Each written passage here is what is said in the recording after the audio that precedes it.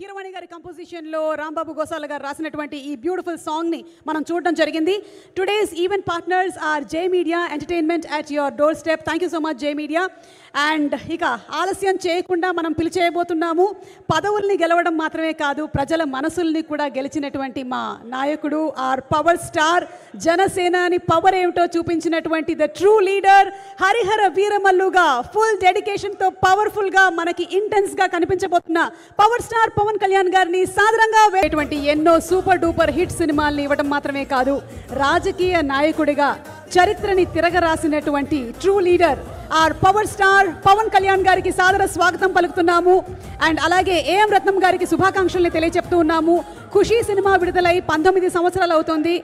మళ్ళీ వాళ్ళిద్దరి కాంబినేషన్లో ఈ సినిమా వస్తుంది. So wishing them super success. Mega Surya productions banner పైన వస్తున్నటువంటి ఫిల్మ్, ఏఎం రత్నం గారు ప్రెజెన్స్ అండ్ దయాకర్ రావు గారు నిర్మాతగా, జ్యోతి కృష్ణ గారు అండ్ క్రిష్ గారు దర్శకులుగా వస్తున్నటువంటి సినిమా, మనోజ్ పరమహంస గారు డిఓపిగా, కేఎల్ ప్రవీణ్ గారు ఎడిటర్గా అండ్ తోటతరణి గారు ప్రొడక్షన్ డిజైనింగ్ చేసినటువంటి ఫిల్మ్. నిధి చాలా గ్లామరస్గా, బ్యూటిఫుల్గా అండ్ బ్రిలియంట్ పర్ఫార్మర్గా చేసినటువంటి film.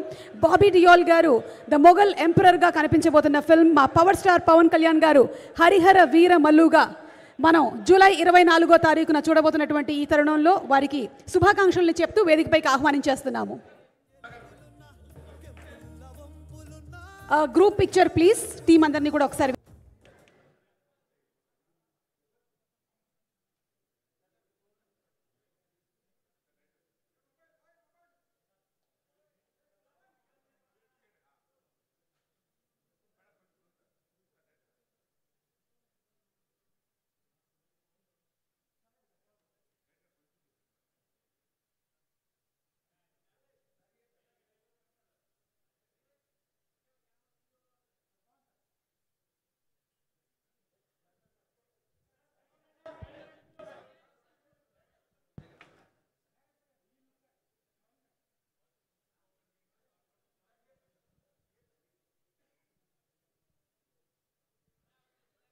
Thank you so much and requesting Pawan Kalyan Garu to please speak.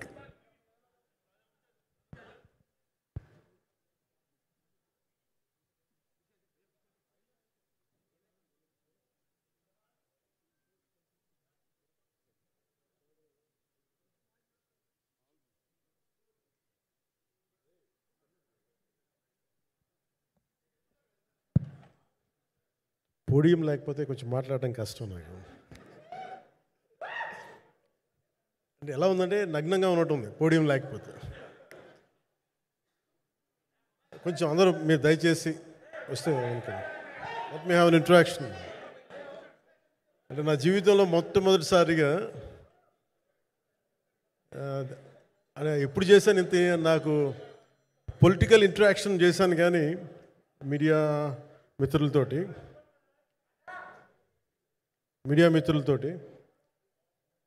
Cinema పరంగా నేను ఎప్పుడు ఆలోచించలేదు, ఎప్పుడు నాకు చేయలేదు. ఫస్ట్ టైం మొదటిసారి నేను ఎప్పుడు కొంచెం మొహాట పడతాను మాట్లాడటానికి సినిమాకి సంబంధించినంత వరకు. ఇక్కడ సినిమాని ఎలా ప్రమోట్ చేసుకోవాలో నాకు తెలియదు. పని చేయడం తెలుసు తప్ప దీన్ని అంటే మనం ఇంత చేసామని చెప్పడం ఎప్పుడు నాకు కొంచెం ఎబ్బెట్టుగాను ఇబ్బందిగా ఉంటుంది. ఇంకా నేను చాలా యాక్సిడెంటల్ యాక్టర్ అండ్ ఇంకా గత్యంతరం లేక టెక్నీషియన్ అయిన వాడిని.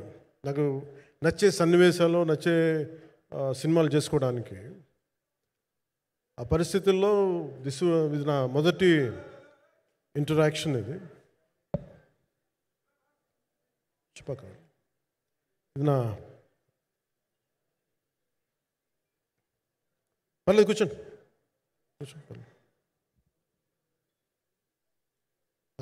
రథం గారు వస్తారు అంటే ఇదంతా చేయడానికి, మీడియా మాట్లాడడానికి ఇదేదో నాకు పొగరు అహంకారం ఏం కాదు. సినిమా గురించి నాకు చెప్పుకోవడం ఎబ్బెట్టుగా ఉండదు. ఏం మాట్లాడాలో తెలియక చెప్తే ఎక్కువైపోద్దా, చెప్తే తక్కువ అయిపోద్దా అని. కానీ ఈ పర్టికులర్ ప్రెస్ మీట్ ఎందుకు పెట్టానంటే ఏం రత్నం గారి కోసం పెట్టాను. అంటే సినిమా బతకాలి, అంటే ఈవినింగ్ ఆడియో ఫంక్షన్ పెట్టుకొని మళ్ళీ ప్రెస్ మీట్ దేనికంటే మళ్ళీ నాకు మీతో ఇంటరాక్ట్ అయ్యే అవసరం ఫంక్షన్ తర్వాత ఉండకపోవచ్చేమో అని చెప్పేసి అదొకటి మేజర్ ఒక ఇది కన్సర్న్ అదొకటి. అంటే రత్నం గారు అంటే ఈవినింగ్ చెప్దాం అనుకున్నా, బట్ స్టిల్ ఇప్పుడే చెప్పేస్తున్నాను ఈ మాట.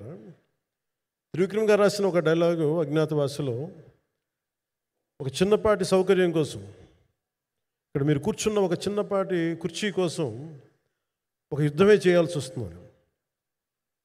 అలాంటిది ఒక సినిమాని చేయడం అంటే ఎన్నిసార్లు మినీ యుద్ధాలు చేయాలి, ఆర్థికంగా కావచ్చు, క్రియేటివ్గా కావచ్చు, వీటన్నిటికీ సంబంధించి. అలాంటిది నేను ఎప్పుడు కూడా సినిమాల్లోకి రాకముందు ఏం రత్నం గారు లాంటి వ్యక్తి నా ప్రొడ్యూసర్ అయితే బాగుండు అనుకున్నాను. భారతదేశానికి పాన్ ఇండియా సినిమాని, ముఖ్యంగా రీజనల్ సినిమాని జాతీయ స్థాయిలో తీసుకెళ్ళిన వ్యక్తి ఆయన.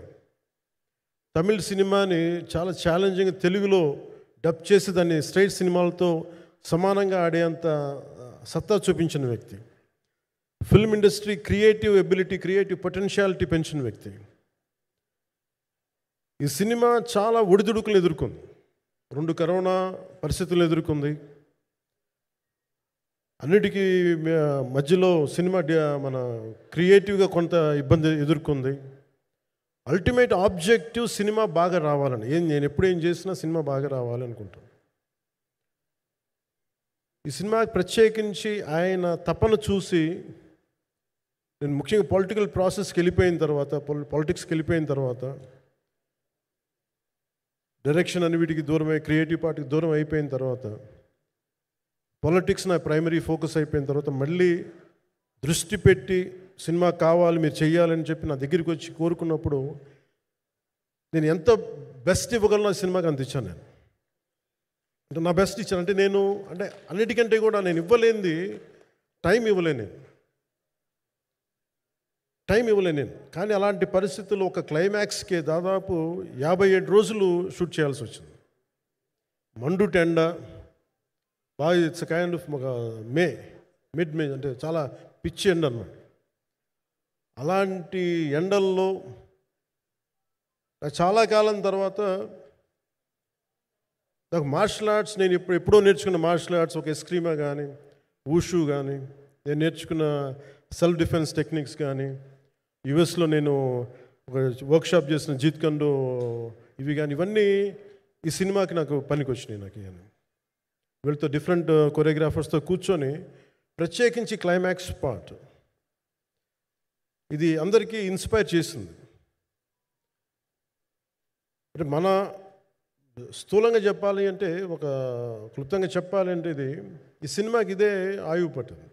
ఈ ఫస్ట్ పార్ట్కి ఎక్కడో కొల్లూరు నుంచి, మన కృష్ణానది తీరం కొల్లూరు, విజయవాడ సమీపంలో ఉన్న కొల్లూరు ప్రాంతం నుంచి దొరికిన ఒక కోహినూరు వజ్రం నుంచి అది ఎటు మన గోల్కొండ రాజుల దాకా వచ్చింది, మన హైదరాబాద్ సుల్తాన్ల దాకా ఎలా వచ్చింది, దీని ట్రావెల్ ఇటు వెళ్ళింది. ఇవన్నీ జరిగినప్పుడు దీని నేపథ్యంలో జరిగే కథ ఇది. ముఖ్యంగా ఈ ఫౌండేషనల్ వర్క్ చేసిన వ్యక్తి క్రిష్ జాగర్లమూడి గారు చాలా హై కాన్సెప్ట్తో పట్టుకొచ్చారు దీన్ని. ఆయనను రత్నం గారు నా దగ్గరికి వచ్చినప్పుడు చాలా బాగా నచ్చి వెంటనే చేశాను. చేసిన తర్వాత ఒక్కొక్కటి కరోనా నిజంగా ఇంపాక్ట్ వచ్చింది. అంటే ఎలా ఉండదంటే, ఎంత హార్డ్గా ఉండదంటే ఇండస్ట్రీ, అది ఎవరిని తప్పు పట్టలేదు. ఒకప్పుడు ఆయన వెంట చుట్టిన నిర్మాతలు, ఆయన వెంట తిరిగిన డిస్ట్రిబ్యూటర్స్, హీరోస్, అందరికి అలాంటి వాళ్ళకి ఒక నిర్మాతగా ఆయన తపన పడుతుంటే నాకు అంటే ఆయన కోసం ఖుషి తీస్తున్నప్పుడు కానీ ఆయనతోటి ఎంత సౌకర్యం ఇచ్చారంటే, అసలు మాకు 1 month ముందు ప్రీ ప్రొడక్షన్ అయిపోయి నాకు అంత సౌకర్యాన్ని ఇచ్చారు. నేను కంపోజ్ చేసిన యాక్షన్ సీక్వెన్సెస్ కానీ, ఫైట్స్ కానీ, ఖుషీకి నాకు ఆల్రెడీ ఒక 1 month 1.5 month థియేటర్ నాకు ఇచ్చేసి, మన సురేష్ ఎఫెక్ట్స్ థియేటర్ మొత్తం ఇచ్చి నాకు అంత లగ్జరీ ఇచ్చిన వ్యక్తి ఆయన నలిగిపోతుంటే నాకు నిజంగా చాలా బాధేస్తుంది. ఒకసారి it is not about money, it's not about success, it's about standing by whom you trust, who stood for the people and who stood for the industry. నాకు ఎందుకు ఇది మీతో పంచుకోవాలనిపించింది. సినిమా ఎంత విజయం, ఇది నాకు నిజంగా తెలియదు. ఎందుకంటే నేను ఇట్లా అనుకోవచ్చు, ఇంకోలా కానీ ఒక్కటి మటుకు చాలా సిన్సియర్గా చెప్పగలను. Krish came out with very good concept. చాలా హై కాన్సెప్ట్ పట్టుకొచ్చారు. కొంత వ్యక్తిగత కారణాలు, కొన్ని ప్రొఫెషనల్ కారణాలు ఆయన ప్రాజెక్టుకి బయటికి వెళ్ళినా కానీ దీన్ని ఫౌండేషనల్ వర్క్ చేసిన క్రిష్ గారికి మనస్ఫూర్తిగా నా హృదయపూర్వక ధన్యవాదాలు తెలియజేస్తాను మా అందరి తరఫున. అలాగే తర్వాత స్టెప్ ఇన్ అయింది మన జ్యోతికృష్ణ గారు. నేను ఖుషి సినిమా చేస్తున్నప్పుడు అప్పుడే లండన్ ఈ ఫిల్మ్ మేకింగ్ కోర్స్ చేసి మన డైరెక్షన్లో ఇన్స్టిట్యూట్ అంతేనా డైరెక్షన్ ఫిల్మ్ మేకింగ్ కోర్స్ చేసి అప్పుడే గ్రాడ్యుయేట్ అయ్యి వచ్చి అప్పటి నుంచి ఉన్నప్పుడు బట్ యాక్చువల్ తనతో మాట్లాడుతుంటే మోస్ట్ సెన్సిబుల్ డైరెక్టర్ అనిపించారు. ఈ ఒక టైంలో ఏమనిపించిందంటే బయట ఉన్న మాటలు కానీ అసలు సినిమా వస్తుందా లేదా బయటికి అని ఉండేది. కానీ మాకు ఎప్పటికప్పుడు నీరసం పడిపోయినప్పుడల్లా నాకు నీరసం వచ్చేసేది. సినిమా అవుద్దా అవ్వదా అనుకున్నప్పుడల్లా దీనికి ప్రాణవాయువునిచ్చిన వ్యక్తి కీరవాణి గారు. ప్రతిసారి నేను వర్క్ చేసి నేను ఎందుకంటే సినిమా చివరిదాకా నేను నమ్మను. ఎప్పుడు నేను ఒక సినిమాని నేనేం నమ్ముతాను, చిన్నప్పటి నుంచి వెరీ ఫార్మేటివ్ ఇయర్స్లో నుంచి కూడా ఒక మంచి సినిమా గురించి నువ్వు మాట్లాడక్కర్లా, రిలీజ్ అయితే బాగలేకపోతే ఎలాగ మాట్లాడక్కర్లా. అందుకే నేను ఎప్పుడు సినిమా క్వాలిటీ మీద దృష్టి పెడతాను తప్ప ఇంక మిగతా వాటి మీద మాట్లాడను. అందుకే నాకు ఎప్పుడు ఈ మాట్లాడటం అనే దాని మీద ఎప్పుడు దృష్టి పెట్టలేం. కానీ ఫస్ట్ టైం ఈ సినిమాకి చాలా అవసరం అనిపించింది. ఎందుకంటే ఒక నిర్మాతలు కనుమరుగవుతున్న ఈ సమయంలో ఒక బలమైన సినిమా తీసి ఒడిదుడుకుల్ని తట్టుకోగలిగి ఒక నిర్మాత కనుమరుగవ్వకూడదు. ఆయన పక్కన ఏది ఉండాలని అండగా ఉండాలని చెప్పేసి నేను అన్నీ వదిలి ఇంత బిజీ షెడ్యూల్స్ అన్నీ వదిలేసి ఒకవైపు నన్ను నా ప్రత్యర్థులు తిడుతున్నా కానీ సినిమాలకు వెళ్ళిపోయిన తిడుతున్నా కానీ ఇదేంటంటే నాకు అన్నం పెట్టింది. ఇది నాకు నా సినిమా పరిశ్రమ అంటే ఇక్కడున్న మిత్రులందరూ కూడా చాలామందికి నేను ఇండివిజువల్ ఇంటర్వ్యూస్ ఇచ్చాను. నేను చాలాసార్లు నాగేంద్ర కానీ మీరు కానీ చాలామందికి వీళ్ళందరికీ చాలామందికి నేను వ్యక్తిగతంగా తెలుసు. కాకపోతే నాకంటే సినిమా అంటే నేను సినిమా గురించి ఎక్కువ చెప్పలేక ఎక్కువ మాట్లాడలేను. కానీ బట్ నాకు నిజంగా సినిమా మీద అపారమైన గౌరవం, సినిమా మీద అపారమైన ఆసక్తి, నాకు ప్రాణవాయువు. అది story telling is a necessity for all each and every individual. So cinema అది మనకు కల్పిస్తుంది, సినిమా మనకి అలాంటి. కానీ ఈ సినిమా ప్రత్యేకించి చాలా ఛాలెంజింగ్ సర్కమ్స్టాన్సెస్లో, చాలా ఒడిదుడుకుల్లో, యాడ్వర్స్ కండిషన్స్లో కూడా మనస్ఫూర్తిగా దీన్ని ముందుకు తీసుకెళ్ళి ఆర్థిక ఇబ్బందులు ఎన్ని వచ్చినా కానీ అంటే నాకు పొలిటికల్గా పేరు ఉండొచ్చు, దేశవ్యాప్తంగా నేను తెలిసి ఉండొచ్చేమో, కానీ సినిమా పరంగా వచ్చేటప్పుడు నేను చాలా హీరోస్తో కంపేర్ చేస్తే వెరీ వాళ్ళందరికంటే చాలా తక్కువ నేను. సో దానికి ఉండే ఇబ్బందులు దానికి ఉంటాయి. మిగతా వాళ్ళకి బిజినెస్ అయినందుకు నాకు బిజినెస్ అవ్వదు, వాళ్ళకి వచ్చినందుకు నాకు రాకపోవచ్చు. ఎందుకంటే నా దృష్టి నా కాంపిటేటివ్నెస్ ఎప్పుడు నేను సినిమాల మీద పెట్టలేదు. నేను ఇప్పుడు సొసైటీ పొలిటికల్ ప్రాసెస్ పెట్టాను, కానీ ఎప్పుడు సినిమా మీద నేను ఎంత ఉండాలనేది నేను ఎప్పుడు పెట్టలేదు. నేను ఎప్పుడు చాలాసార్లు మన నాగేంద్ర కానీ మిగతా మన సూపర్ హిట్ మన కీర్తిశేషులు బిఆర్ రాజు గారు చనిపోయారు, ఆయనకి ఇంటర్వ్యూస్లో కూడా ఉంటుంది. ఈ చిత్ర పరిశ్రమ చాలామంది హీరోస్ ఉంటారు, వాళ్ళలో నేను వన్ ఆఫ్ ది హీరో అంతే. నాది ఒక సంవత్సరంలో ఒక ఫ్రైడే ఒక థర్స్డే రిలీజ్ అవుతుంది అంతే, అంతకుమించి తప్ప ఇది అందరి పరిశ్రమ, అందరూ రావాలి అలాంటిది నేను కోరుకునేవాడిని నేను. సో దాంట్లో భాగంగా రత్నం గారు లాంటి నిర్మాత బతికుండాలి, రత్నం గారి నిర్మాతకి ఇబ్బందులు కలగకూడదని చెప్పి లాస్ట్ మినిట్లో ఇంక చూసిన తర్వాత I stepped in to it. నేను భుజాల మీదకి తీసుకున్నాను ఇది. క్లైమాక్స్ని ఎలా భుజాల మీదకి అంటే, ఎందుకంటే ముఖ్యంగా ఇక్కడ ఇది ఇంకొక బలమైన స్టార్ కాస్టింగ్ చాలా బాగా చేశారు ఆయన. ముఖ్యంగా బాబీ డియోల్ గారిని అంటే ఈరోజు చూస్తుంటే నాకు అదే అనిపించింది. ఈరోజు మన ప్రెస్ మీట్ కూడా నేను వచ్చాను. అందరూ ఎంత బిజీగా ఉన్నారని కొన్ని రాత్రుల నుంచి నిద్రలేదు. మన మనోజ్ పరమహంస గారికి కానీ, రత్నం గారికి కానీ, జ్యోతి గారికి కానీ పాపం ఈ సినిమా ప్రమోషన్ సింగిల్ హ్యాండెడ్గా పాపం నిధి అగర్వాల్ భుజాల మీద వేసుకొని నాకే బాధ అనిపించింది. పాపం ఒక అమ్మాయి తన కెరీర్ తను చూసుకోవాల్సిన అమ్మాయి కూర్చోబెట్టి నాకే సిగ్గు అనిపించింది. I have to truly appreciate you. అంటే చాలా పాపం అన్నీ వెళ్తూ ఉంటే నాకు ఇదేంటి సినిమాని అనాథలా వదిలేశారంటే అనిపించింది. సో నాకేమనిపించింది, ఈ సినిమాకి ఎవరు అనాథలా వదలలేదు, నేను ఉన్నానని చెప్పడానికి వచ్చాను ఈ రోజున. ఎందుకంటే నేను కోట్లాది మంది ప్రజలకి అండగా ఉండేవాడిని, దేశంలో ఉండే సమస్యలకి స్పందించేవాడిని. అలాంటిది తెలుగు సినిమాకి, నా సినిమాలకి మీకు తెలుసు గతంలో ఎన్నిసార్లు ఇబ్బందులు పెట్టారు. అదే మన ప్రభుత్వం అక్కడికి రాగానే వెంటనే సాధారణంగా గుండెలు హృదయ కవాటాలు తెరిచి మరి ఆహ్వానించాం. ఏమి కృతజ్ఞత కూడా ఆశించలేదు. అంత చిత్ర పరిశ్రమను అంత గుండెల్లోకి తీసుకుంటాం. అలాగే దీనికి సంబంధించి అలాంటిది నా సినిమాని నేను ఎందుకు వదిలేస్తాను? ఎందుకంటే ఇది ఇంకో సినిమా కాదు. ఒక మేకప్ మ్యాన్గా ప్రారంభమయ్యి ఇంకో ప్రొడ్యూసరో, డబ్బులున్న ప్రొడ్యూసరో, పెద్ద జీవితాల నుంచి వచ్చిన ప్రొడ్యూసరే కాదు, చాలా చిన్న స్థాయి నుంచి, చాలా చిన్న స్థాయి, ఒక మేకప్ మ్యాన్ స్థాయి నుంచి బాయ్గా స్టార్ట్, అంటే చిన్నపాటి అసిస్టెంట్గా స్టార్ట్ అయ్యి చాలామంది మన సీనియర్ దర్శకులందరి దగ్గర పనిచేసి అంచెలంచెలుగా ఎదిగి నిర్మాత అయ్యి, దర్శకుడయ్యి, స్క్రీన్ ప్లే రైటర్ అయ్యి, మీరు ఏమన్నానండి ఆయన మౌనంగా ఉంటారు. ఎవరు ఎన్ని ఇబ్బందులు పెట్టినా మౌనంగా ఉంటారు. ఆయన మౌనం ఒకసారి నాకు విపరీత అసహనానికి గురి చేసేస్తుంది. మీరు ఏదైనా మాట్లాడాలంటే ఎవరు ఇబ్బందులు పెట్టి ఏం ఎదురు తిరగరు ఏంటండి అంటే ఇలా అంటారు, ఏం చేయాలి. ఇంకా ఇలాంటి వ్యక్తికి ఆయన మౌనం నన్ను ఇలా రోడ్ల మీదకి వచ్చి ఇలా మీ దగ్గరికి ముందు నుంచోబెట్టింది. అంటే అంటే ఆయన ఏంటంటే చెప్తారు, ఆయన మౌనం అంటే రమణ మహర్షి నుంచి బాగా నేర్చుకున్నట్టున్నారు. మౌనం అన్నిటికీ సమాధానం.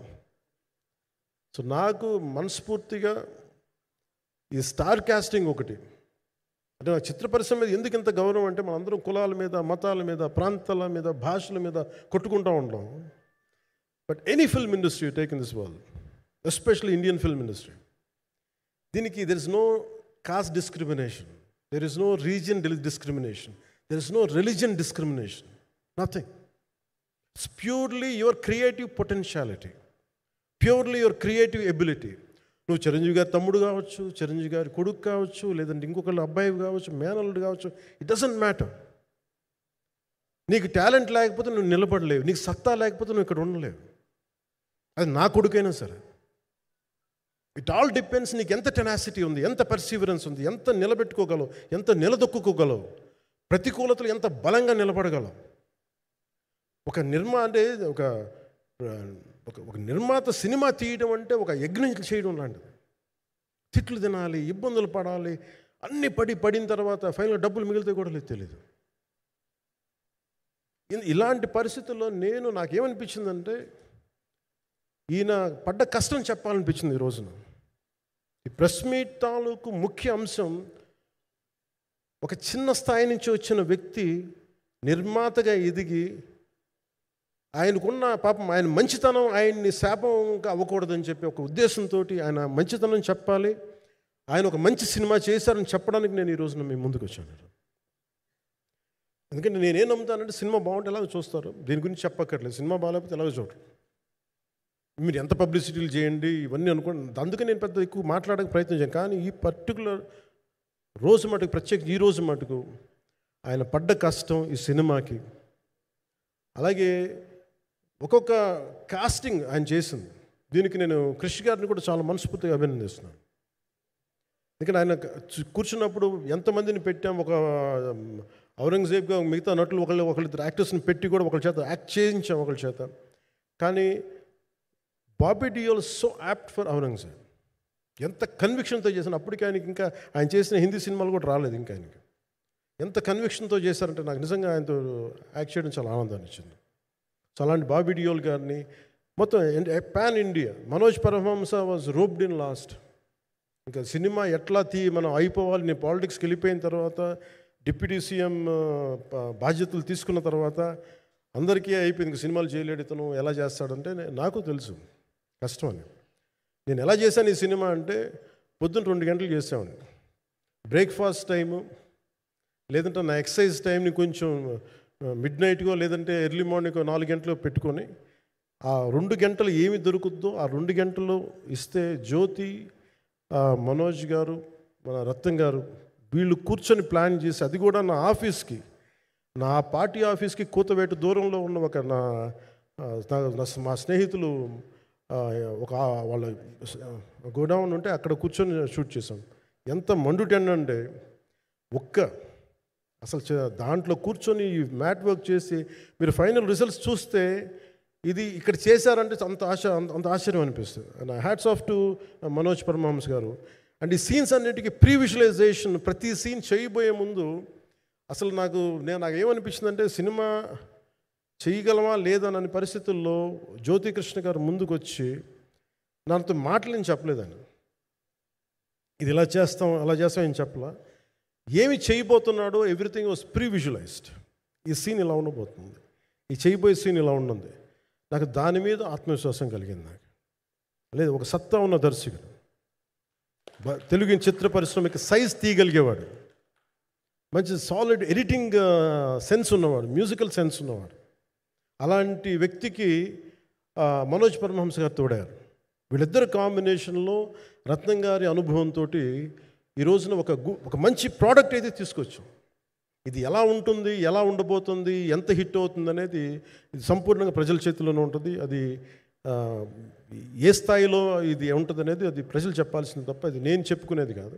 బట్ నా వరకు నేను ప్రత్యేకించి నేను వ్యక్తిగతంగా చేసింది ఈ సినిమాకి అపార్ట్ ఫ్రమ్ యాక్టింగ్ కాంట్రిబ్యూషన్, నేను ఏ సినిమా చేసినా ప్రతి సన్నివేశంలోనూ ప్రతి సాంగ్ అండ్ డాన్స్లో కూడా కొన్నిసార్లు నేను చేయలేక, నేను ఒక రిలక్టెంట్ యాక్టర్లో ఎలాగో టెక్నీషియన్గా కూడా నాకేంటంటే సుస్వాగతం సినిమాలో నన్ను తీసుకెళ్ళి వైజాగ్లో బస్సు మీద ఎక్కించి డ్యాన్స్ చేయమన్నారు.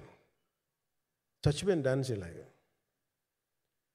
ఇంకా మిగతా వాళ్ళకి ఎంత తేలికైన డ్యాన్స్ నాకు చేయాలంటే నేను గింజుకుపోయి నేను అనుకున్నాను ఈరోజు ఇంక సినిమాలు మానేస్తాను చెప్పి మౌదినికి ఫోన్ చేసి కూడా చెప్పాను, చాలా పర్యాలు చెప్పాను.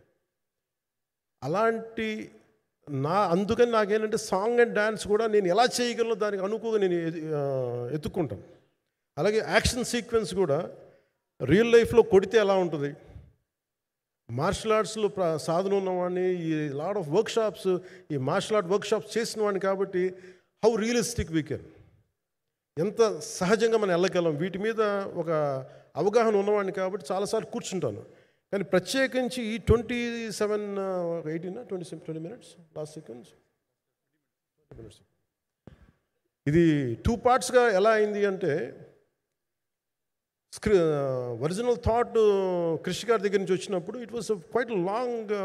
ఈ సినిమా ఒక పాటలు అవుద్దని అనేవాడు మొదటి నుంచి. బట్ లేటర్ వాళ్ళు డిసైడ్ చేసుకొని ఒక టైంలో ఇది అవ్వదు, we want make it is 2 parts అనుకున్నప్పుడు ఎక్కడికి వచ్చి ఆగిందంటే ఈ క్లైమాక్స్ దగ్గరికి వచ్చి ఆగింది ఫస్ట్ పార్ట్. సో చెప్తున్నప్పుడు నాకేమనిపించిందంటే how else we can take it, how else we can scale it up. So దానికి నేను కూర్చొని నాకున్న ఈ మార్షల్ ఆర్ట్స్ కానీ బేసిక్ యాక్షన్ కొరియోగ్రఫీ నా ప్యాషన్ కాబట్టి ఈ పర్టికులర్ డ్రామా, ఈ పర్టికులర్ దాంట్లో ఏంటంటే మొఘల్ టైమ్స్లో ప్రతి ఒక సగటు భారతీయుడు అనుభవించిన బాధ అది. ఒక యావరేజ్ సగటు భారతీయుడు మొఘల్ కాలంలో అనుభవించిన ఒక సిచ్యువేషన్.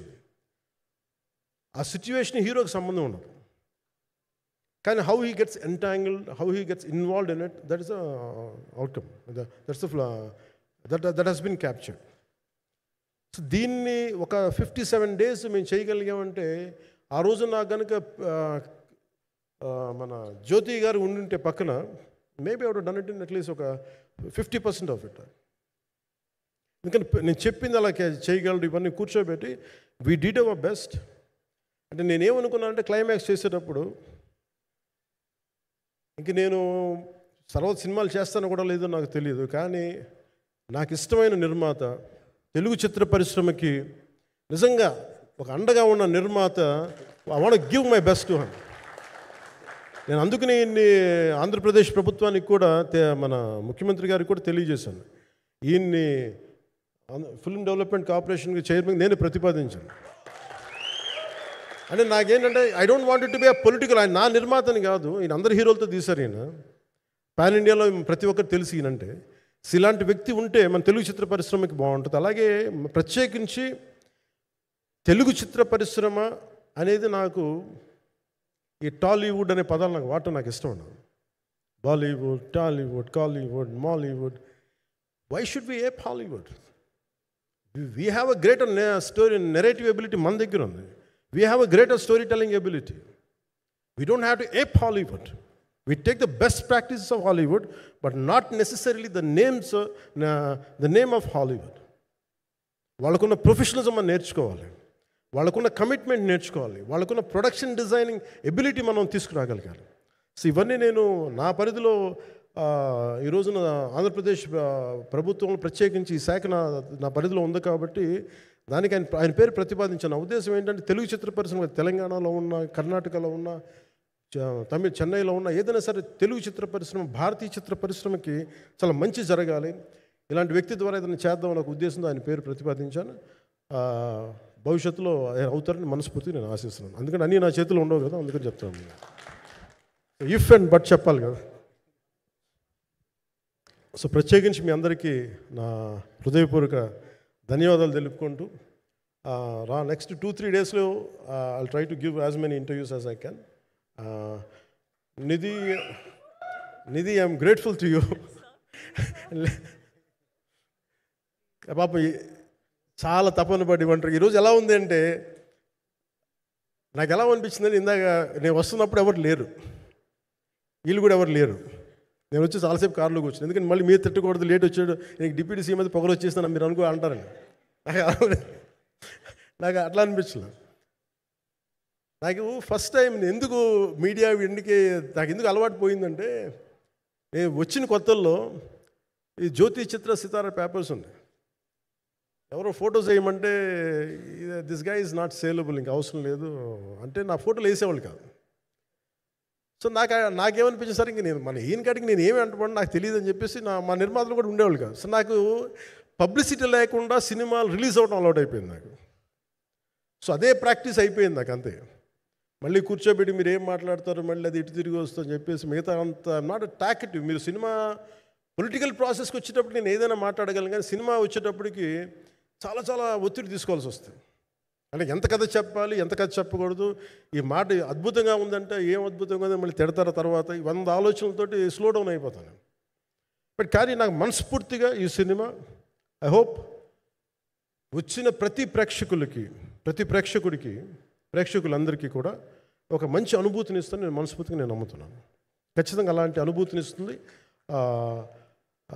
మీరు థియేటర్లోంచి బయటికి వెళ్ళేటప్పుడు మటుకు విల్ గో విత్ ఒక ఎనర్జెటిక్ ఫీల్తో వెళ్తాయి. అంతవరకు అయితే చెప్పగలను నేను.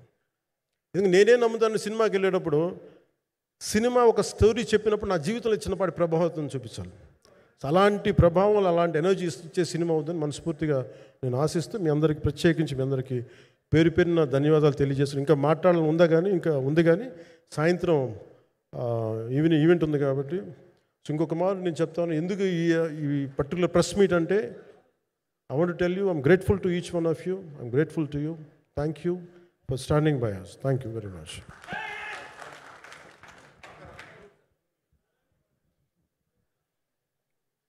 మీడియా మిత్రులందరికీ మరొక